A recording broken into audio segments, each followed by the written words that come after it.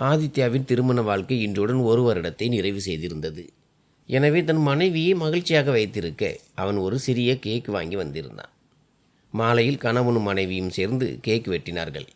ஆனால் ஆதித்யா தன் மனைவி சியாவிற்கு கேக் ஊட்டத் தொடங்கிய அதே கணத்தில் அவனுடைய தந்தை மோகனிடம் இருந்து ஃபோன் வந்தது.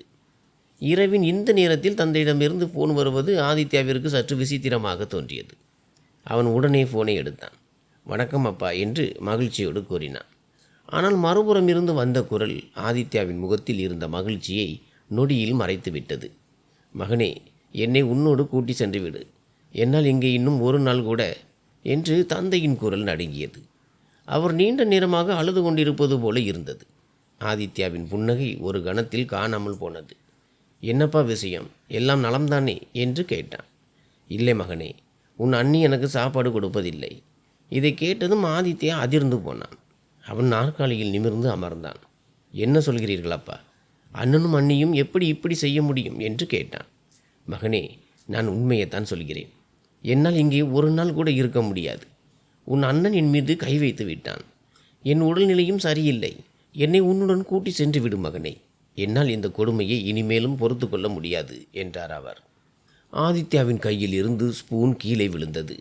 அப்போது அருகில் நின்று கொண்டிருந்த சியா அவனது வாடிய முகத்தை பார்த்து பதற்றத்துடன், என்ன ஆயிற்று, ஏன் இவ்வளவு கவலையாக இருக்கிறாய் என்று கேட்டாள். ஆதித்யா ஃபோனை ஒருபுறம் ஒதுக்கி வைத்துவிட்டு மெதுவாக, அப்பா தான் ஃபோன் செய்தார். அண்ணனும் அண்ணியும் அவரை கொடுமைப்படுத்துவதாக கூறுகிறார் என்றான். இதை கேட்டதும் சியாவின் முகம் இறுகியது. அப்படியென்றால் நீ என்ன சொன்னாய் என்று அவள் கேட்க, ஆதித்யா மெதுவாக, இன்னும் ஒன்றும் சொல்லவில்லை. ஆனால் அப்பா உண்மையிலேயே கஷ்டத்தில் இருந்தால் நான் ஏதாவது செய்தாக வேண்டும் என்றான்.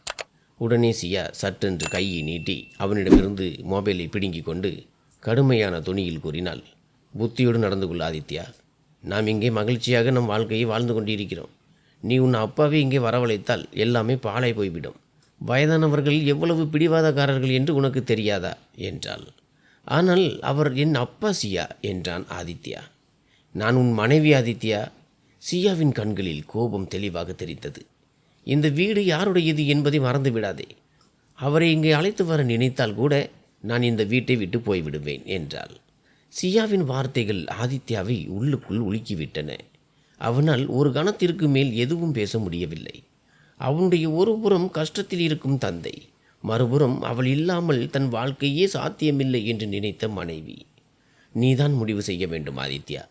சியாவின் குரலில் ஒரு நிதானம் இருந்தது. ஆனால் வார்த்தைகளில் மிரட்டல் ஒளிந்திருந்தது. அவன் ஒரு பெருமூச்சு விட்டுவிட்டு தந்தையிடம் ஒரு சாக்கு போக்கு சொல்லி சமாளித்தான். அப்பா, நான் இப்போது ஊரில் இல்லை. வீட்டிற்கு சென்று உங்களிடம் பேசுகிறேன் என்று கூறி ஃபோனை வைத்தான். ஆனால் அவனுடைய மனதில் எண்ணங்களின் புயல் வீசிக்கொண்டிருந்தது. இருந்தாலும் அவன் புன்னகைக்க வேண்டியிருந்தது. ஏனென்றால் அவனுடைய பணக்கார மனைவிக்கு தங்களின் முதல் திருமண நாளில் எந்த விதமான கசப்பும் ஏற்படுவது சற்றும் பிடிக்காது. அதனால்தான் அவன் தன் முதல் திருமண நாளை முழு ஏற்பாடுகளுடன் கொண்டாட விரும்பினான். எந்த நாடகமும் நடந்துவிடக்கூடாது என்பதில் கவனமாக இருந்தான். ஏனெனில் சியாவின் காரணத்தினால்தான் ஆதித்யாவின் வாழ்க்கையே மாறியிருந்தது. இதற்கு முன்பு ஒரு உதவியாளர் நாற்காலியில் அமர்ந்து நாள் முழுவதும் எண்களோடு மல்யுத்தம் செய்து கொண்டிருந்தவன் இப்போது அந்த நிறுவனத்தின் நிதி இயக்குநராக உயர்ந்திருந்தான். அவனுடைய சம்பளம் பல மடங்கு அதிகரித்திருந்தது. அவனிடம் பளபளக்கும் புதிய கார் இருந்தது. சியாவின் தந்தை அவர்களுக்கு பரிசாக கொடுத்த ஒரு பெரிய ஃப்ளாட் இருந்தது. இப்போது அவன் காற்றில் பறப்பது போல் உணர்ந்தான். அன்று அவனை உதாசீனப்படுத்தியவர்கள் எல்லாம் இன்று அவனுக்கு முன்னும் பின்னும் சுற்றி கொண்டிருந்தார்கள். இந்த திருமணத்தின் மூலம் அவன் ஒரு சாதாரண மனிதனிலிருந்து ஒரு பணக்கார மருமகனாக மாறியிருந்தான். ஆனால் இந்த மகிழ்ச்சி ஒரு கனவு மட்டுமே என்பது அவனுக்கு தெரிந்திருக்கவில்லை.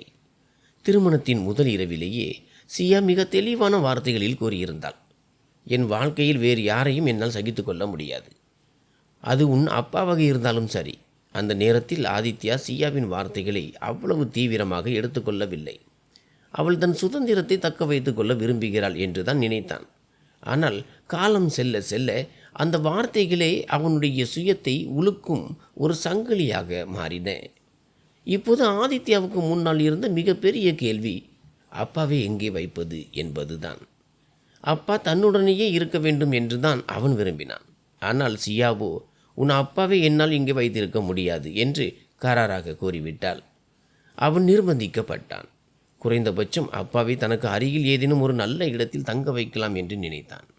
ஆனால் அதற்கும் சியா மறுத்துவிட்டதால் வேறு வழியின்றி அவன் தன் தந்தையை தன் மூத்த அண்ணனிடம் அனுப்பி வைத்தான். திருமணத்திற்கு பிறகு அவனுடைய வாழ்க்கை எவ்வளவு மாறிவிட்டது என்றால் அவனால் அவனையே அடையாளம் காண முடியவில்லை. சியா ஒரு அழகான கனவை போலத்தான் இருந்தாள். ஆனால் நிஜத்தில் அவள் ஒரு முதலாளியைப் போலவும் அவன் அவளிடம் வெறும் அடிமை போலவும் வாழ வேண்டியிருந்தது. அவன் என்ன உடை அணிய வேண்டும், யாரை சந்திக்க வேண்டும், என்ன சாப்பிட வேண்டும் என்பதை எல்லாம் அவள்தான் முடிவு செய்தாள். அதற்கு பதிலாக அவனுடைய ஆசைகளை நிறைவேற்றி கொள்ள அவளுக்கு பணம் ஒரு தடையாக இருக்கவில்லை. இது ஒன்றும் மோசமில்லை என்று நினைத்து அவனும் மௌனமாக நாட்களை கடத்தினான். அவளுக்கு தன் மீது இருக்கும் காதலில் அவனுக்கு எந்த சந்தேகமும் இல்லை. ஆனால் அது காதல் அல்ல, அது ஒரு சிறைவாசம். அவன் அவளுக்கு பிடித்த உணவை சாப்பிட்டான். அவளுடைய விருப்பப்படி வாழ்ந்தான். அவனுக்கு என்று சொந்தமாக எந்த கருத்தோ எந்த ஆசையோ இருக்கவில்லை. காலம் ஓடியது. ஆதித்யாவும் இந்த வாழ்க்கைக்கு பழகி போனான். அவனுடைய தந்தை மோகன் எப்பொழுதாவது ஃபோன் செய்வார். ஆனால் ஆதித்யா ஏதாவது ஒரு சாக்கு போக்கு சொல்லி அதிகமாக பேச மாட்டான். அப்பா கஷ்டப்படுகிறார் என்பது அவனுக்கு தெரியும். ஆனால் அவனால் எதுவும் செய்ய முடியவில்லை. மீண்டும் இன்று அவருடைய ஃபோன் வந்தது. அவர் அவனிடம் வர விரும்பினார். ஏனென்றால் மூத்த மகனின் மற்றும் மருமகளின் நடத்தையால் அவர் மிகவும் மனமுடைந்து போயிருந்தார். ஆனால் இங்கேயும் சியா அவனுடைய வாழ்க்கையை நரகமாக்கி வைத்திருந்தாள். அதனால் அவன் ஏதோ ஒரு காரணத்தை கூறி ஃபோனை வைத்து விட்டான். 2 நாட்கள் கடந்தன. அவன் தந்தைக்கு மறுபடி ஃபோன் செய்யவே இல்லை. எல்லாம் தானாகவே சரியாகிவிடும் என்று அவன் நினைத்தான். ஆனால் அவனுடைய மனம் அமைதியின்றி இருந்தது. 3வது நாள் மாலை நேரத்தில் கதவு பலமாக தட்டப்பட்டது. ஆதித்யா ஜன்னல் வழியை எட்டி பார்த்தான். அங்கே தெரிந்த காட்சியை கண்டு அவனுடைய காலடியில் இருந்து மண் நழுவியது. ஏனெனில் கதவுக்கு வெளியே அவனுடைய தந்தை மோகன் நின்று கொண்டிருந்தார். அவருடைய கண்களில் நிராசை தெளிவாக தெரிந்தது. அவர் நடுங்கும் குரலில், மகனே, கதவை திற, நான் உன்னிடம் வர விரும்புகிறேன் என்றார். இதை கேட்டதும் ஆதித்யாவின் மூச்சு நின்று விடுவது போல இருந்தது. தான் எப்பொழுதும் தைரியமாக பார்த்த தன் தந்தை இன்று உடைந்து போய் ஆதரவற்றவராக நிற்பதை கண்டான். அவன் கதவை திறப்பதற்காக கையை நீட்டிய போது சியா வேகமாக அவன் அருகே வந்து அவனது கையின் மீது தன் கையை வைத்தாள். என்னாச்சு? கதவுக்கு வெளியே யார் என்று கடுமையான தொனியில் கேட்டாள். அப்பாதான். ஆதித்யாவின் வாயிலிருந்து மெதுவான குரல் வெளிவந்தது. உடனே அவள் கோபத்துடன், அவர் ஏன் இங்கே வந்திருக்கிறார் என்றாள். ஆதித்யா ஆதங்கத்துடன், சியா, அவர் என் அப்பா, அவர் எங்கே போவார் என்றான். அவர் எங்கே போவார் என்றால் என்ன அர்த்தம்? எங்கிருந்து வந்தாரோ அங்கேயே திரும்பி போகட்டும் என்றாள் சியா. அவர் அவளுக்கும் தந்தைதான் என்றும் தனக்கும் சில கடமைகள் இருக்கின்றன என்றும் ஆதித்யா சொல்ல விரும்பினான். ஆனால் அவனால் முடியவில்லை. ஏனெனில் சியா அவனுடைய ஒவ்வொரு முடிவிலும் ஆதிக்கம் செலுத்தினாள். ஆதித்யா, நீ இவரை பராமரிக்க எந்த ஒப்பந்தமும் எடுக்கவில்லை. உன் அண்ணனும் அண்ணியும் இவரை நன்றாக பார்த்து கொள்ள முடியும். கதவில் இருந்து தள்ளு, கொஞ்ச நேரத்தில் அவரே போய்விடுவார் என்று சியா உத்தரவிடும் பாணியில் கூறினாள். ஆதித்யாவின் கைகள் நடுங்கின. அவனுக்கு முன்னால் தன்னை வளர்த்து ஆளாக்கிய தந்தை நின்று கொண்டிருந்தார். அவனுக்காக தன் ஒட்டுமொத்த மகிழ்ச்சியையும் தியாகம் செய்தவர் அவர். பின்னால் மனைவி நின்று கொண்டிருந்தாள். அவள் இந்த வசதிகள் அனைத்தையும் கொடுத்திருந்தாள். ஆனால் அவனுடைய சொந்த விருப்பங்களை பறித்திருந்தாள். ஆதித்யாவின் கண்களில் இருந்து கண்ணீர் வழிந்தது. அவன் ஹாலில் இருந்து கதவை நோக்கி பார்த்தான். அவனுடைய தந்தை ஏமாற்றத்துடன் கதவு திறப்பதற்கு காத்து கொண்டு குளிரில் நடுங்கிக் கொண்டிருந்தார். இரவு ஆனது. வானத்தில் மேகங்கள் இடிக்க தொடங்கின. பலத்த மழையும் பெய்ய ஆரம்பித்தது. ஆதித்யா இன்னும் தூங்காமல் விழித்து கொண்டிருந்தான். அவனுடைய பார்வை ஜன்னல் மீதே இருந்தது. அவன் திரையை விலக்கி பார்த்தபோது அவனுடைய தந்தை மழையில் நனைந்தபடி சுவற்றோரமாக தலை சாய்த்து அமர்ந்திருந்தார். அவன் உடனே ஜன்னல் திரையை மூடிவிட்டு படுக்கையில் படுத்து கொண்டு மேல்கூரையை வெறித்து பார்க்க தொடங்கினான். ஆனால் அவனுடைய மனதில் ஒரே ஒரு காட்சிதான் ஓடிக்கொண்டிருந்தது. தந்தை கதவுக்கு வெளியே மழையில் நனைந்து கொண்டிருக்கிறார். அவனால் ஒன்றும் செய்ய முடியவில்லை. சிறு வயதில் தன்னை தன் தோள்களில் சுமந்து மைல் கணக்கில் நடந்த அதே தந்தைதான் அவர். இன்று அதே மகன் அவரை ஆதரவற்று வெளியே விட்டுவிட்டான். அவனுடைய இதய துடிப்பு அதிகரித்தது. அவன் பக்கவாட்டில் திரும்பி சியாவை பார்த்தான். அவள் தன் படுக்கையில் எந்த கவலையுமின்றி நிம்மதியாக தூங்கிக் கொண்டிருந்தாள். ஏதோ எதுவுமே நடக்காதது போல. இப்போது ஆதித்யாவால் இதற்கு மேல் பொறுத்து கொள்ள முடியவில்லை. அவன் எழுந்தான். ஜன்னல் அருகே சென்று வெளியே பார்த்தான். தந்தை இன்னும் அதே சுவற்றோரமாக அமர்ந்திருந்தார். ஆதித்யா தனக்குள்ளேயே சொல்லிக் கொண்டான், இனிமேலும் முடியாது. அவன் கதவை நோக்கி வேகமாக நடந்தான். அதை திறந்து தந்தையை உள்ளே அழைத்து வர எண்ணினான். ஆனால் கதவு அருகே சென்றபோது சியா தூங்குவதற்கு முன்பே கதவை பூட்டிவிட்டாள் என்பதை அறிந்து அவனுக்கு கடுமையான கோபம் வந்தது. அவன் வேகமாக சியாவிடம் சென்று அவளை உலுக்கி எழுப்பினான். சியா என்றான். என்ன ப்ராப்ளம் ஆதித்யா? தூங்க விடுங்களேன் என்று சியா புரண்டு படுத்துக்கொண்டே கூறினாள். ஆதித்யா, சாவியை கொடு என்றான். ஆனால் அவளோ தெளிவாக மறுத்துவிட்டு தலையணைக்கு அடியில் கையை மறைத்து கொண்டு, இந்த வீடு உன் அப்பாவிற்கானது அல்ல, புரிந்ததா? காலைக்குள் அவர் போய்விடுவார், கவலைப்படாதே என்றாள். அவளுடைய வார்த்தைகள் இப்போது ஆதித்யாவின் பொறுமையை மீறியிருந்தன. அவன் தலையணைக்கு அடியில் கையை விட்டான். ஆனால் சியா அவனுடைய கையை பிடித்து தடுத்தாள். சாவியை கொடு, இல்லை என்றால் என்னை விட மோசமானவன் யாரும் இருக்க மாட்டான் என்று ஆதித்யா கோபமாக கூறி ஒரே இழுப்பாக அவளுடைய கையை உதறினான். சியா வேகமாக சாவியை தன் கைக்குள் மூடிக்கொண்டாள். இந்த சாவி கிடைக்காது என்றாள். இப்போது ஆதித்யாவின் இரத்தம் கொதித்தது. அவன் அவளுடைய மணிக்கட்டை பிடித்து பலமாக உதறியதும் சியா அலறினாள். சாவி தரையில் விழுந்தது. ஆதித்யா வேகமாக சாவியை எடுத்துக்கொண்டு கதவை நோக்கி ஓடினான். நில் ஆதித்யா, நான் சொல்கிறேன் நில் என்று சியா கத்திக்கொண்டே இருந்தாள். ஆனால் அவன் இப்போது எதையும் பொருட்படுத்தவில்லை. அவனுடைய கைகள் நடுங்கின. அவன் வேகமாக கதவை திறந்து வெளியே ஓடினான். ஆனால் அவன் வெளியே ஒரு அடி எடுத்து வைத்ததும் அவனுடைய மூச்சு நின்றுவிட்டது. தந்தை தரையில் மயங்கி கிடந்தார். அவருடைய கண்கள் மூடியிருந்தன. மழையின் துளிகள் அவருடைய சுருக்கங்கள் நிறைந்த முகத்தில் விழுந்து கொண்டிருந்தன. அப்பா என்று ஆதித்யா சத்தமாக கத்தினான். அப்பா, கண்ணை திறங்க. ஆனால் எந்த பதிலும் வரவில்லை. சியா பின்னால் கதவருகே நின்று கொண்டிருந்தாள். அவளுடைய முகத்தில் எந்த ஒரு குற்ற உணர்ச்சியும் இல்லை. நீ என்ன செய்தாய் சியா என்று ஆதித்யா அவளை பார்த்து கத்தினான். நான் ஒன்றும் செய்யவில்லை ஆதித்யா. கதவை மூடி வைக்க வேண்டும் என்று நீதான் முடிவு செய்தாய். நான் உன்னை தடுக்க மட்டும்தான் செய்தேன். உன்னுடைய பலவீனத்தால் தான் இது நடந்தது. நீ ஒரு ஆம்பளையாக இருந்திருந்தால் என் பேச்சை கேட்டிருக்க மாட்டாய். இப்போது என் மேல் கத்தாதே என்றாள். இதை கேட்டதும் ஆதித்யாவின் கண்களில் இருந்து கண்ணீர் கொட்டியது. அவன் அதற்கு மேல் எதுவும் பேசுவது சரியில்லை என்று நினைத்து உடனே தன் தந்தையை தூக்கி கொண்டு மருத்துவமனைக்கு விரைந்தான். வழிநடுக அவனுடைய காதுகளில் தந்தையின் வார்த்தைகளே எதிரொலித்தன. மகனே, கதவை திற, நான் உன்னிடம் வர வேண்டும். ஆனால் அவனால் அவரை உள்ளே அழைக்க முடியவில்லை. மருத்துவமனைக்கு சென்றதும் மருத்துவர் அவனுடைய தந்தையை அவசர சிகிச்சை பிரிவில் அனுமதித்தார். அவன் வெளியே அமைதியாக அமர்ந்து அவருக்காக காத்து கொண்டிருந்தான். சிறிது நேரம் கழித்து மருத்துவர் வெளியே வந்து, உடனே உங்கள் தந்தையை போய் பாருங்கள். எங்களால் எதுவும் உறுதியாக சொல்ல முடியாது. அடுத்த 24 மணி நேரம் மிகவும் முக்கியமானது என்றார். அவனுடைய இதயத்தை யாரோ கையில் பிடித்து பிழிவது போல இருந்தது. அவன் தள்ளாடும் காலடிகளுடன் தந்தை அருகே சென்றான். தந்தை பலவீனமாக கிடந்தார். கண்கள் நனைந்திருந்தன. ஆதித்யா அவருடைய கைகளை பற்றி கொண்டார். அப்பா, நான் இங்கே தான் இருக்கிறேன். நீங்கள் கவலைப்படாதீர்கள். நீங்கள் முற்றிலும் சரியாகி விடுவீர்கள் என்றான். தந்தை அவனை நோக்கி பார்த்துவிட்டு மெதுவாக கண்களை மூடிக்கொண்டார். ஆதித்யா பேச்சற்று நின்றான். மூச்சு விடுவதையே மறந்துவிட்டது போல. அடுத்த 24 மணி நேரம் அவனுக்கு ஒரு யுகமாக நகர்ந்தது. அவன் மருத்துவமனையிலேயே தங்கிவிட்டான். சியாவிற்கு ஃபோனில் தகவல் கொடுத்தபோது அவளுடைய அணுகுமுறை மிகவும் கடுமையாக இருந்தது. நீ அங்கேயே தங்கி விடுவாய் போலிருக்கிறது.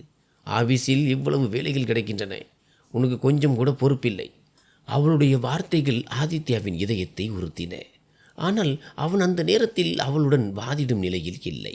இறைவனின் அருளால் அவனுடைய தந்தை பிழைத்து கொண்டார். மருத்துவர் அவனிடம் இந்த நற்செய்தியை கூறியதும் அவனுடைய கண்களில் இருந்து ஆனந்த கண்ணீர் வழிந்தது. சில நாட்களுக்கு பிறகு அவனுடைய தந்தை மருத்துவமனையிலிருந்து டிஸ்சார்ஜ் செய்யப்பட்டார். ஆனால் இப்போது அவரை வீட்டிற்கு அழைத்து செல்வது ஒரு பெரிய சோதனையாக இருந்தது.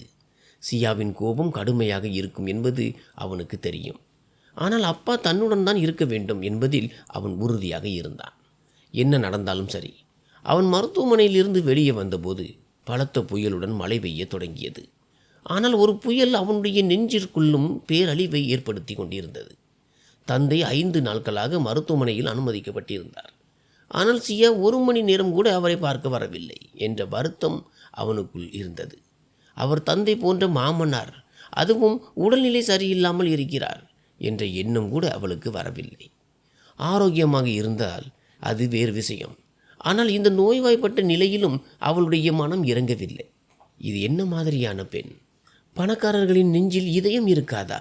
சியாவின் இந்த நடத்தையால் ஆதித்யா மிகவும் கவலையடைந்தான். தந்தையை வீட்டிற்கு அழைத்து செல்லும்போது அவனுடைய கவலை இன்னும் அதிகரித்தது.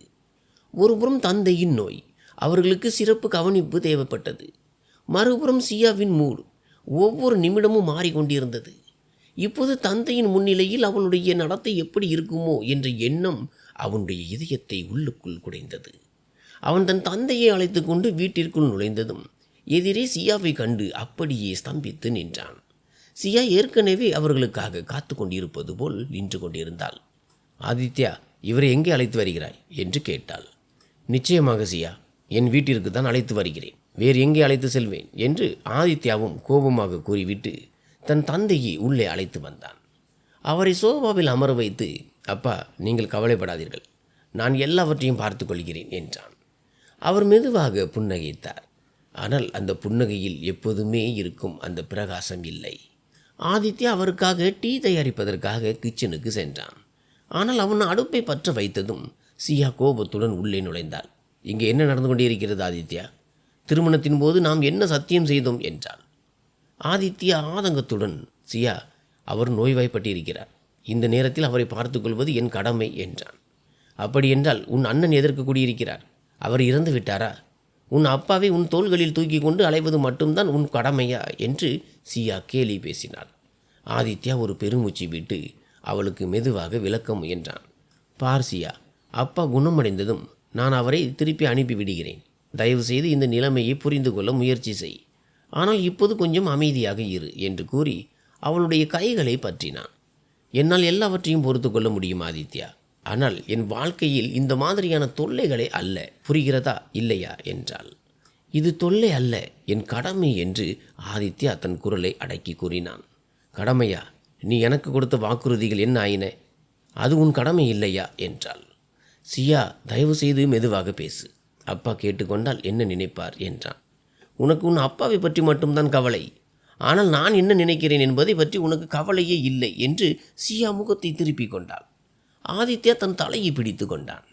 எனக்கு ஒவ்வொரு கணமும் உன்னை பற்றி மட்டும்தான் கவலை சியா, ஆனால் நீ என் சூழ்நிலையை புரிந்து கொள்ள முயற்சி செய். அப்பா இப்போதுதான் மரணத்தின் வாயிலிலிருந்து மீண்டு வந்திருக்கிறார். மழையில் நனைந்ததால் அவர் எவ்வளவு நோய்வாய்ப்பட்டார் என்று உனக்கு தெரியும். அவருக்கு ஏதாவது ஆகியிருந்தால் என்னால் என்னை ஒருபோதும் மன்னிக்கவே முடிந்திருக்காது. இறைவனுக்கு தான் நன்றி சொல்ல வேண்டும். அவர்தான் அப்பாவை காப்பாற்றினார். இன்னும் சில நாட்களுக்கு மட்டும் பொறுத்துக்கொள். அவர் குணமடைந்ததும் நான் அவரை அண்ணனிடம் அனுப்ப ஏற்பாடு செய்கிறேன் என்றான். அவள் அவனை முறைத்து பார்த்துவிட்டு காலை உதைத்து கொண்டே வெளியே சென்றாள். ஆனால் அதற்கு பிறகு அவளுடைய நடத்தை இன்னும் மோசமானது. சில நேரங்களில் அவள் சாப்பிடும் மேஜையில் பாத்திரங்களை பலமாக தட்டுவாள்.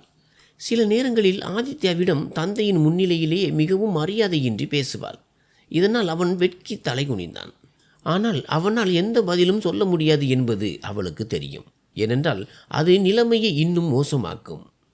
அவன் தன் வாழ்க்கையை மிகவும் சிரமப்பட்டு தான் இந்த நிலைக்கு கொண்டு வந்திருந்தான். அதனால் மிகவும் யோசித்து தான் அடியெடுத்து வைத்தான். தன் வாழ்க்கையில் இந்த வசதிகள் அனைத்தும் சியாவினால் தான் வந்தது என்பதை அவன் அறிவான். இப்போது அவனுக்கு இந்த ஆடம்பர வாழ்க்கையில் வாழ பழகிவிட்டது. அவள் இல்லாமல் வாழ்க்கையை நினைத்து பார்ப்பதே கடினமாக இருந்தது. எனவே சியாவை கோபப்படுத்திவிட்டு தன் பழைய ஏழ்மை வாழ்க்கைக்கு திரும்ப அவன் விரும்பவில்லை. அதனால்தான் அவன் சியாவின் நடத்தையை பொறுத்து கொண்டான். இது இன்னும் சில நாட்களுக்கு மட்டும்தான் என்று அவன் நினைத்தான். அப்பா குணமடைந்ததும் அவரை எப்படியாவது அண்ணனிடம் திருப்பி அனுப்பிவிட்டு அதன் பிறகு அவனுக்கும் சியாவுக்கும் இடையே எல்லாம் பழையபடி சரியாகிவிடும் என்று நம்பினான். எனவே அவனுடைய முழு கவனமும் தந்தையை பராமரிப்பதிலேயே இருந்தது. அதில் அவனுக்கு வெற்றியும் கிடைத்தது. ஏனெனில் அவருடைய உடல்நிலையில் தொடர்ந்து முன்னேற்றம் தெரிந்தது. ஆனால் அவர் சற்று தேறியதும் சியா அவன் மீது அழுத்தம் கொடுக்க தொடங்கினாள். இப்போது உன் அப்பாவின் உடல்நிலை மிகவும் சரியாகிவிட்டது. நீ உன் அண்ணனுக்கு ஃபோன் செய்து அவரை வந்து அழைத்து செல்ல சொல்ல வேண்டியதானே என்றாள். அவன் மெதுவாக, பார் சியா, அப்பா அங்கிருந்து தானே வருகிறார். அவர்களுக்கு உண்மையிலேயே கவலை இருந்திருந்தால் அப்பா வந்த பிறகு ஒரு ஃபோன் செய்தாவது நலம் விசாரித்திருக்க மாட்டார்களா? அப்பா முழுமையாக குணமடையும் வரை நான் அவரை மீண்டும் அந்த நரகத்திற்கு எப்படி அனுப்ப முடியும் என்றான்.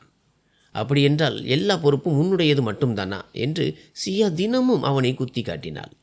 இதனால் ஒரு நாள் பொறுமை இழந்த ஆதித்யா தன் அண்ணனுக்கு ஃபோன் செய்தான். 2 நாட்களுக்கு பிறகு அண்ணனும் அண்ணியும் வந்தார்கள். அப்போதுதான் அவன் நிம்மதி பெருமூச்சு விட்டான். ஆனால் அண்ணியின் முகபாவனையை பார்த்தபோதே அவர்கள் அப்பாவை அழைத்து செல்லும் எண்ணத்தில் இல்லை என்பது புரிந்தது. டீ காஃபி கொடுத்த பிறகு சியா கேலியான தொனியில் கேட்டாள், நிஜமாகவே நீங்கள் இருவரும் அப்பாவை அழைத்து செல்ல வந்திருக்கிறீர்களா அல்லது சும்மா நலம் விசாரிக்க வந்தீர்களா? இதை கேட்ட மூத்த அண்ணி கோபத்துடன், நீ என்ன சொல்ல வருகிறாய் என்றாள். விஷயம் மிகவும் தெளிவுதான் என்று சியாவும் காரசாரமாக கூறினாள். நீங்கள் அப்பாவை இங்கே விட்டுவிட்டு நிம்மதியாக அமர்ந்து கொண்டீர்கள். ஆனால் எங்களுக்கும் என்று ஒரு வாழ்க்கை இருக்கிறது. அண்ணி கூறினாள், நாங்கள் ஒன்றும் அப்பாவை இங்கே இருக்க சொல்லவில்லை. அவராகத்தான் இங்கே வந்தார். அப்படி வந்து விட்டார் என்றால் நீங்களும் கொஞ்சம் அவரை உபசரிக்கலாமே. நாங்களும் அவரை பார்த்து கொண்டோம் தானே. மருத்துவமனையின் அத்தனை பில்களையும் நாங்கள் தான் கட்டினோம். அது ஒன்றும் ஆயிரக்கணக்கில் இல்லை, லட்சக்கணக்கில் ஆனது. நீங்கள் அதில் எந்த பங்கும் தரவில்லை. எல்லாவற்றையும் நாங்கள் தான் செய்தோம் என்று சியா கோபமாக கூறினாள். அதற்கு அவளுடைய அண்ணி, அதற்கு நாங்கள் என்ன செய்ய முடியும்? எந்த வீட்டில் பெற்றோர் இருக்கிறார்களோ அவர்கள்தான் அவர்களின் சிகிச்சையையும் கவனிப்பையும் பார்த்து கொள்ள வேண்டும் என்பது தெளிவான விஷயம். அப்பா எங்கள் வீட்டில் இருந்தவரை நாங்கள் முழு சிகிச்சையையும் பார்த்து கொண்டோம். ஆனால் யாரிடமும் அதை சொல்லி காட்டவில்லை. நீ என்னவென்றால் கொஞ்சம் பணம் செலவழிந்ததற்கே உடனே சொல்லி காட்டத் தொடங்கிவிட்டாய் என்றாள். சியா கூறினாள், நான் ஒன்றும் சொல்லி காட்டவில்லை. இப்போது நீங்கள் உங்கள் பொறுப்பை ஏற்றுக்கொண்டு அவரை பார்த்து கொள்ள வேண்டும் என்று தான் சொல்கிறேன். நாங்கள் ஆபீஸிற்கு செல்ல வேண்டும். ஆனால் நீங்களோ வீட்டில் தான் இருக்கிறீர்கள். உங்களுக்கு எந்த பிரச்சனையும் இல்லை. அப்போது அண்ணி கோபத்துடன், அப்பாவுக்கு உடல்நிலை மிகவும் சரியில்லை. அவருக்கு நல்ல சிகிச்சை தேவைப்படுகிறது. நாங்கள் இப்போது அவரை எங்கள் வீட்டில் வைத்துக்கொள்ளும் சூழ்நிலையில் இல்லை என்றாள். ஓ, அப்படி என்றால் நாங்கள் மட்டும் அந்த சூழ்நிலையில் இருக்கிறோமா? சியாவின் குரல் உயர்ந்தது. ஆதித்யாவிடம் பணம் வந்து விட்டது என்பதற்காக அவன் எல்லோர் பொறுப்பையும் சுமக்க வேண்டுமா? அருகில் நின்று கொண்டிருந்த ஆதித்யாவின் பொறுமை உடைந்தது. அவன் கடுமையான தொனியில், போதும் நிறுத்து சியா என்றான். ஏன், நான் என்ன தப்பாக சொல்லிவிட்டேன்? சொல்லுங்கள். இவர் எத்தனை நாட்கள் மருத்துவமனையில் இருந்தார்?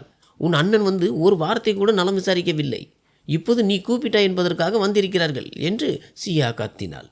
ஆதித்யா தன் தலையை பிடித்து கொண்டு, சியா போதும் நிறுத்து. நீ பேச வேண்டியதையெல்லாம் பேசிவிட்டாய் என்று நினைக்கிறேன் என்றான். அண்ணனும் அண்ணியும் மௌனமாக இருந்தார்கள். தந்தையின் முகம் வெளிரி போனது. மகனே ஆதித்யா, நீ சும்மா இரு, சண்டை போடாதே. எப்படியும் நான் மூத்த மகனுடன் தான் செல்ல வேண்டும் என்றார் தந்தை. ஆதித்யா தன் தந்தையை பார்த்தான். அவர் மிகவும் ஆதரவற்றவராக தெரிந்தார். அவனுடைய கண்கள் கலங்கின. தன் தந்தைக்கு சேவை செய்யக்கூட முடியாத இந்த ஆடம்பர வாழ்க்கையால் என்ன பயன் என்று அவன் யோசித்தான். அவன் ஏமாற்றத்துடன் சியாவை பார்த்தான். அவள் அவனுடைய மரியாதையை பற்றி சற்றும் கவலைப்படவில்லை. திடீரென்று அவன் தந்தையிடம் கூறினான், நீங்கள் எங்கும் போக மாட்டீர்கள் அப்பா. நீங்கள் முழுமையாக குணமடையும் வரை இங்கே தான் இருப்பீர்கள். அவனுடைய வார்த்தை முடிவதற்குள் சியா கடுமையான தொனியில், உன் அண்ணன் அவரை அழைத்து செல்ல விரும்பும்போது உனக்கு என்ன பிரச்சினை என்றாள். இப்போது ஆதித்யாவின் பொறுமை முற்றிலும் இழந்திருந்தது. சியா, அப்பா இங்கே இருக்க முடியாது என்றால் ஒருவேளை நானும் இங்கே இருக்க முடியாது என்றான். அவனுடைய இந்த முடிவால் அந்த அறையில் ஒரு நிசப்தம் நிலவியது. சியாவின் முகம் வெளிரி போனது.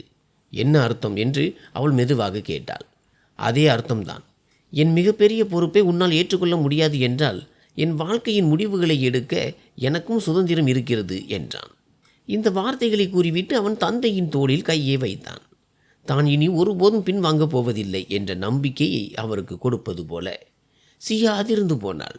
தன் அடிமை கணவன் என்றாவது ஒரு நாள் தனக்கு முன்னால் இப்படி தலை நிமிர்ந்து பேசுவான் என்று அவளால் நம்பவே முடியவில்லை. இன்று அவன் அவளுக்கு முன்னால் மட்டும் தலை நிமிரவில்லை, தன் அண்ணன் அண்ணிக்கு முன்னாலும் தன் மரியாதையை காப்பாற்றி கொண்டான். சியா கோபத்துடன் எழுந்து அறைக்குள் சென்றாள். சியாவின் காரணத்தால் அந்த வீட்டின் சூழ்நிலை மிகவும் நச்சுத்தன்மையாக மாறியிருந்ததால் அவனுடைய மூத்த அண்ணன் அங்கேயே தங்குவது சரியில்லை என்று நினைத்து தன் மனைவியை அழைத்து கொண்டு அங்கிருந்து கிளம்பினான். தந்தை அவனிடம், நான் அவர்களுடனேயே சென்று விடுகிறேன். என் காரணத்தால் உன் வாழ்க்கை பாழாகிவிடக்கூடாது. அவளுக்கு கோபம் மிகவும் அதிகம் என்று கூறிக்கொண்டே இருந்தார். ஆனால் ஆதித்யா அவருக்கு தைரியம் கூறி, நீங்கள் அவளுடைய குணத்தை பற்றி கவலைப்படாதீர்கள். அவள் ஒரு நிமிடத்தில் ஒரு மாதிரி பேசுவாள். எல்லாம் சரியாகிவிடும். நீங்கள் கவலைப்படாமல் இருங்கள் என்றான். அவன் தன் முடிவை எடுத்து விட்டான். ஆனால் அவன் அறைக்குள் வந்தபோது சியா அமைதியாக இருந்ததை கண்டு அவனால் நம்ப முடியவில்லை. ஏனென்றால் அவள் அமைதியாக இருக்கும் ரகம் அல்ல. அவன் அவளை கடைக்கண்ணால் பார்த்து கொண்டே இருந்தான். அவனுடைய காதுகள் அவளுடைய அதிரடி சத்தத்தை கேட்க தயாராக இருந்தன. அவள் தன்னை விட்டு பிரிந்து செல்ல முடிவு செய்து விட்டாளோ என்று அவன் மனதிற்குள் பயந்தான். ஏனென்றால் அவளிடம் எதையும் பேசுவதோ புரிந்து கொள்வதோ கடினம். அவள் எவ்வளவு சீக்கிரம் அன்பை காட்டுவாளோ அவ்வளவு சீக்கிரம் வெறுப்பையும் உதாசீனத்தையும் காட்டவும் தயங்க மாட்டாள். காலம் செல்ல செல்ல அவள் அவனுடைய முடிவுடன் சமரசம் செய்து கொள்ள முயல்கிறாள் என்பது அவனுக்கு புரிந்தது. ஆதித்யாவும் இப்போது அவளை மகிழ்ச்சியாக வைத்திருக்க தன்னால் இயன்ற அனைத்தையும் செய்தான். அவளுக்கு முன்னை விட அதிக நேரம் ஒதுக்கினான். தந்தையின் உடல்நிலை முன்னை விட மிகவும் நன்றாக இருந்ததால் அவன் மீண்டும் அலுவலகம் செல்ல நினைத்தான். ஒரு வாரத்திற்கு பிறகு அவன் அலுவலகம் செல்ல தொடங்கினான். ஆனால் சில நாட்களிலேயே ஆதித்யாவுக்கு தந்தையின் உடல்நிலை மீண்டும் மோசமடைவது போல தோன்றியது. அவருடைய பசியும் குறைந்து விட்டது. அவரை ஒரு நல்ல மருத்துவரிடம் அழைத்து செல்ல வேண்டும் என்று ஆதித்யா முடிவு செய்தான். ஆனால் அவன் இந்த விஷயத்தை சியாவிடம் சொன்னதும் அவள் சட்டென்று, அட என்ன ஆதித்யா, இதில் இவ்வளவு கவலைப்பட என்ன இருக்கிறது? உன் அப்பாவுக்கு செக்கப் தேவை என்று நீ நினைத்தால் இவ்வளவு பதற்றப்பட தேவையில்லை. நம்முடைய ஃபேமிலி டாக்டர் மிகவும் திறமையானவர். நான் ஃபோன் செய்கிறேன், அவர் வந்து பார்த்து கொள்வார் என்றாள். அவளுடைய வார்த்தைகளை கேட்டு ஆதித்யா ஆச்சரியமடைந்தான். சியா தன் தந்தையை பற்றி கவலைப்படுகிறாள் என்ற எண்ணம் அவனுக்கு மகிழ்ச்சியை தந்தது. எனவே அவன் மகிழ்ச்சியுடன் அவளுடைய தோளில் கை வைத்து, உன் விருப்பப்படியே செய், இந்த விஷயத்தை உன்னிடமே விடுகிறேன், நீ இதை நன்றாக கையாளுவாய் என்று எனக்கு நம்பிக்கை இருக்கிறது என்றான். அவனுடைய வார்த்தையை கேட்டு சியா புன்னகைத்தாள். பின்னர் அவள் ஆதித்யாவின் முன்னிலையிலேயே டாக்டருக்கு ஃபோன் செய்து விவரங்களை கூறினாள். அவள் அவ்வளவு நிதானமாக எல்லாவற்றையும் சொல்வதை பார்த்து ஆதித்யாவுக்கு சியா மீது நம்பிக்கை இன்னும் அதிகமானது. அரை மணி நேரத்திற்குள் டாக்டர் வந்தார். அவர் அவரை பரிசோதித்து விட்டு, இவர் நன்றாகத்தான் இருக்கிறார். வயதான காலத்தில் பலவீனம் வருவது இயல்புதான். நான் சில சத்து மாத்திரைகளை எழுதி தருகிறேன், அதை நேரத்திற்கு கொடுத்து வாருங்கள், விரைவில் அவர் குணமாகி விடுவார் என்றார். டாக்டரின் வார்த்தையை கேட்டு ஆதித்யா மிகவும் மகிழ்ச்சியடைந்து உடனே டாக்டர் எழுதிய மருந்துகளை வாங்கி வந்தான். ஆனால் அப்படி இருந்தும் தந்தையின் உடல்நிலை நாளுக்கு நாள் மோசமாகி கொண்டே சென்றது. தந்தையின் ஆரோக்கிய குறைவால் ஆதித்யா மிகவும் கவலையோடு இருந்தான். ஒரு நாள் அவன் சியாவிடம், நான் ஒருமுறை அப்பாவை மருத்துவமனைக்கு அழைத்து சென்று காட்டுகிறேன் என்றான். இதை கேட்டதும் சியா சட்டென்று வெடித்தாள். கடைசியாக நீ என்னதான் நினைக்கிறாய்? அவ்வளோ பெரிய டாக்டர் வந்து உன் அப்பாவை பார்க்கிறார், உனக்கு நம்பிக்கை இல்லையா? வெளியில் இருக்கும் டாக்டர்கள் நம் ஃபேமிலி டாக்டரை விட சிறந்தவர்களா என்றார். அவளுடைய வார்த்தையை கேட்டு அவன் மௌனமானான். ஆனால் அவனுடைய மனதிற்குள் ஏதோ ஒரு சந்தேகம் குடைந்து கொண்டே இருந்தது. தந்தையின் நிலைமை நாளுக்கு நாள் மோசமடைந்தது. ஒவ்வொரு முறையும் அவர் ஒரு நல்ல மருத்துவமனைக்கு அழைத்து செல்ல வேண்டும் என்று பேசும்போதெல்லாம் சியா அதே டாக்டரை வரவழைப்பாள். அவரும் அதே பழைய பல்லவியையே பாடிவிட்டு செல்வார். ஒரு நாள் ஆதித்யாவின் சித்தப்பா மகள் குஞ்சன் அவருடைய தந்தையை பார்க்க வந்தாள். அவள் தந்தையை பார்த்ததும் அதிர்ச்சி அடைந்தாள். ஆதித்யா, இவருடைய நிலைமை மிகவும் மோசமாக தெரிகிறது, இவரை உடனே மருத்துவமனைக்கு அழைத்து செல் என்றாள். சியாவின் ஃபேமிலி டாக்டர் வந்து செக்கப் செய்துவிட்டு செல்வதாகவும் வயது முதிர்வு மற்றும் பலவீனத்தின் காரணமாகத்தான் இந்த நிலை என்று அவர் கூறியதாகவும் அவன் அவளிடம் சொன்னான். குஞ்சன் தன் தலையை அசைத்து கொண்டு, வேறொரு டாக்டரிடம் காட்டுவதில் என்ன தவறு? இந்த மருந்துகளால் எந்த முன்னேற்றமும் இல்லாத போது மருந்தை மாற்றுவதும் வேறொரு டாக்டரிடம் ஆலோசனை பெறுவதும் நல்லது என்றாள். அவளுடைய வார்த்தையை அவன் ஏற்றுக்கொண்டான். ஏனென்றால் அவனுடைய மனதிலும் அப்பாவை வேறொரு டாக்டரிடம் காட்ட வேண்டும் என்ற எண்ணம் தான் இருந்தது. ஆனால் சியாவின் காரணத்தால் அவனால் தன் முடிவை செயல்படுத்த முடியாமல் இருந்தது. அதிர்ஷ்டவசமாக அன்று சியா வீட்டில் இல்லை. எனவே அவன் அந்த சந்தர்ப்பத்தை பயன்படுத்தி கொண்டு தன் தந்தையை உடனே மருத்துவமனைக்கு அழைத்து சென்றான். பரிசோதனைக்கு பிறகு டாக்டர் அவனிடம் கொடுத்த அறிக்கையை படித்ததும் ஆதித்யாவின் காலடியில் இருந்த பூமி நழுவியது. இவருக்கு மெல்ல மெல்ல விஷம் கொடுக்கப்பட்டு இருக்கிறது, அதனால்தான் இவருடைய நிலைமை இப்படி ஆகியிருக்கிறது என்றார் டாக்டர். அவனுடைய மூளையில் ஒரு வெடி விபத்து ஏற்பட்டது போல இருந்தது. சியா தன் பலவீனமான தந்தையை கொல்ல விரும்புகிறாள் என்பதை புரிந்து கொள்ள அவனுக்கு அதிக நேரம் பிடிக்கவில்லை. இந்த எண்ணம் வந்ததும் அவனுடைய இரத்தம் கொதித்தது. யாருடைய மகிழ்ச்சி தனக்கு எல்லாவற்றையும் விட பெரிதாக இருந்ததோ அவள் தன் தந்தையை கொல்ல முயல்கிறாள் என்பதை அவனால் நம்ப முடியவில்லை. அவனுடைய கண்களில் கண்ணீர் வந்தது. சியாவை இவ்வளவு குருட்டுத்தனமாக நம்பிய தான் எவ்வளவு பெரிய முட்டாள் என்று நினைத்தான். அவன் தன் தந்தைக்கு தேவையான சிகிச்சைகளை அளித்துவிட்டு மீண்டும் வீட்டிற்கு அழைத்து வந்தான். ஆனால் வீட்டிற்குள் நுழைந்ததும் சியாவின் மீது பாய்ந்தாள். உனக்கு என்மேல் நம்பிக்கை இல்லைதானே ஆதித்யா? அதனால்தான் நான் வேண்டாம் என்று சொல்லியும் அப்பாவை டாக்டரிடம் அழைத்து சென்றாய் என்றாள். அவ்வளவுதான். ஆதித்யா சியாவின் கன்னத்தில் பலார் என்று ஒரு அறை விட்டான். முட்டாள் பெண்ணே, என்னை என்ன உன் அடிமை என்று நினைத்தாயா? உன் பேச்சை கேட்டு நான் அப்பாவை டாக்டரிடம் அழைத்து செல்லாமல் இருந்திருந்தால் உன்னுடைய இந்த சதி திட்டம் எப்படி வெளியே வந்திருக்கும் என்றான். நீ என்ன பேசுகிறாய் ஆதித்யா? என்ன சதி திட்டம் என்றாள். நீ உன் ஃபேமிலி டாக்டருடன் சேர்ந்து செய்த அதே சதி திட்டம்தான் என்று வெளியே இருந்து வந்த போலீஸ் கூறியது. இதை கண்டதும் சியாவின் முகம் வெளுத்து போனது. அவள் மௌனமாக ஆதித்யாவை பார்த்தாள். ஆதித்யா கோபத்துடன் அந்த மெடிக்கல் ரிப்போர்ட்டை அவளுடைய முகத்தில் எறிந்தான். என் தந்தையின் உயிரை பறித்துவிட்டு உன்னுடைய பணத்தை மீறை காட்டி என்னை உன் விரல் அசைவில் ஆட்டலாம் என்று நினைத்தாயா? உன் பணத்தை உன்னிடமே வைத்துக்கொள். எல்லா உறவுகளையும் பணத்தால் விலைக்கு வாங்க முடியாது, சொந்தமாக்கி கொள்ளவும் முடியாது என்பதை நான் நன்றாக உணர்ந்து விட்டேன். அதனால் உன்னுடைய இந்த மூதேவி முகத்தை இனி எனக்கு காட்டாதே. இங்கிருந்து வெளியேறு என்றான். சியா அழுது புலம்பினாள். ஆனால் ஆதித்யா அவளுடைய எந்த பேச்சையும் கேட்காமல் அவளை போலீஸில் ஒப்படைத்தான். நண்பர்களே, பெற்றோருக்கு வயதான காலத்தில் உடல் ஒத்துழைக்காத போது அவர்களுக்கு ஆதரவாக இருப்பது அவர்களின் பிள்ளைகள்தான். இந்த ஒரு நம்பிக்கையில்தான் அவர்கள் தங்கள் முழு வாழ்க்கையையும் கழிக்கிறார்கள். எனவே பெற்றோரின் இந்த தியாகத்தை பிள்ளைகள் ஒருபோதும் மறக்கக்கூடாது என்பது அவர்களின் கடமையாகும். ஆதித்யாவை போல தந்தையின் துயரத்தை புரிந்து கொள்ளும் பிள்ளைகள்தான் இன்றைய சமுதாயத்திற்கு தேவை. உங்கள் கருத்துப்படி ஆதித்யா திருமணத்தின் போது தன் தந்தை தன்னுடனேயே இருக்க மாட்டார் என்ற வாக்குறுதியை சியாவிற்கு அளித்திருக்க வேண்டுமா? உங்கள் கருத்தை கமெண்டில் தெரியப்படுத்துங்கள். நண்பர்களே, உங்களுக்கு இந்த கதை பிடித்திருந்ததா? கதை பிடித்திருந்தால் வீடியோவை லைக் செய்யுங்கள், ஷேர் செய்யுங்கள் மற்றும் நமது சேனலை சப்ஸ்கிரைப் செய்ய மறவாதீர்கள். நன்றி.